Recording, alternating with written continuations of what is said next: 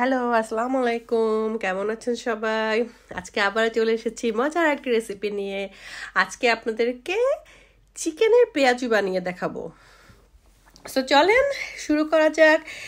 আমার পেঁয়াজু বানাতে যা যা লাগবে, এখানে আমি মাংসের কিউব নিয়েছি, একটু লেবুর রস নিয়েছি,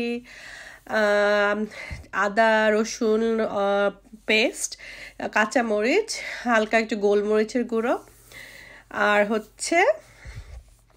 পরে আমি অ্যাড করব সাথে আরও কিছু ইনগ্রেডিয়েন্ট, সেগুলো আমি পরে আপনাদেরকে দেখিয়ে দিচ্ছি। সো সব মিক্সিংগুলো আমি একটা চপারের মধ্যে দিয়েছি। আর চপারের মধ্যে আমি যেই পেস্টটা রেখেছিলাম, সেই পেঁয়াজটা, আদা রসুনের পেস্ট, লেমন জুস, এগুলো সব দিয়ে আমি এখন এটাকে একটু ব্লেন্ড করে নেব। সো এই তো একটু একটু গোলমরিচের গুঁড়ো দিয়ে দিলাম, স্বাদ মতো সল্ট দিয়ে আমি এখন আবার আর একটা জিনিস ছিল, এটা ছিল গরম মশলার গুঁড়ো। একটু গরম মশলা, হালকা একটু গরম মশলার গুঁড়ো দিলাম, যাতে যেহেতু চিকেন, সো একটু মাংসের মধ্যে একটু মাংসের গরম মশলা না দিলে ভালো লাগে না, তাই একটু মাংসের মশলা দিলাম। সো দিয়ে এখন এটাকে হালকা করে একটু সুন্দর করে এটাকে চপ করে নিব, লাইক চপারের সাহায্যে।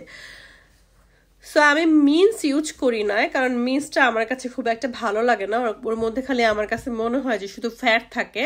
সো আমি জাস্ট ফ্রেশ মাংসের বুকের পিস থেকে কিছু মাংস কিউব করে নিয়েছি। সো এই তো আমার এটা রেডি হয়ে গেছে। এখন এটার মধ্যে আমি কাঁচা পেঁয়াজ যেগুলো ছিল, সেই পেঁয়াজগুলো দিয়ে মিক্স করেছি, আর সাথে আমি একটু টেম্পুরা পাউডার অ্যাড করেছি। সো এই তো দেখতে পাচ্ছেন টেম্পুরা পাউডার দিয়ে, আর একটা আমি এগ দিয়েছি এটার মধ্যে। সো এই তো সব কিছু দিয়ে আমি একটু ভালো করে মিক্স করে নিব। যেহেতু টেম্পুরা পাউডার আর একটু এগ ছিল, একটু স্টিকি মতো হয়ে গিয়েছে, দেখতেই পাচ্ছেন। এর মধ্যে এখন আমি ধনিয়া পাতা অ্যাড করব। ধনিয়া পাতা আর কাঁচা পেঁয়াজ, কাঁচা মরিচ, এটাই ছিল মানে সর্বশেষ জিনিস। সেগুলো দিয়ে আমি আবার একটু ভালো করে মেখে নেব। ধনিয়া পাতা একটু বেশি দিলেই বেশি টেস্টি হয়। সো এই তো দেখতে পাচ্ছেন খুব সুন্দর করে এগুলোকে মিশিয়ে তারপর আমি এটাকে ফ্রাই করে নিব। সো এই তো হয়ে গেছে। এখন আমি তেলটা গরম করতে দিয়েছি, এর মধ্যে আমি পেঁয়াজু, লাইক দ্য চিকেনের যে কাবাবগুলো বানিয়েছিলাম, সেগুলোকে ছোট ছোট পেঁয়াজুর আকারে শেভ করে আমি এর মধ্যে দিয়ে দিব। সো এটাকে আমরা চিকেনের কি বলবো, চিকেনের চপ বলতে পারি, বা যেহেতু পেঁয়াজুর মতো জিনিসটা, সো চিকেন পেঁয়াজু আমি নর্মালি এটাকে বলি। সো এই তো আমি একে একে সবগুলো চিকেন এটার মধ্যে দিয়ে দিব। দিয়ে এটা হয়ে গেলে আমি এটাকে উঠিয়ে নিব।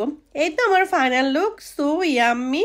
আপনারা অবশ্যই ট্রাই করবেন, আর কেমন লেগেছে ট্রাই করার পরে অবশ্যই আমাকে জানাবেন। সো ততক্ষণ পর্যন্ত ভালো থাকবেন, আবারও ফিরে আসবো নতুন কোনো রেসিপি নিয়ে। ততক্ষণ পর্যন্ত সবাই ভালো থাকবেন, আমাদের জন্য দোয়া করবেন, আর অবশ্যই আমাকে সামনে এগিয়ে যাওয়ার জন্য সাহায্য করবেন। আল্লাহ হাফেজ, আসসালামু আলাইকুম।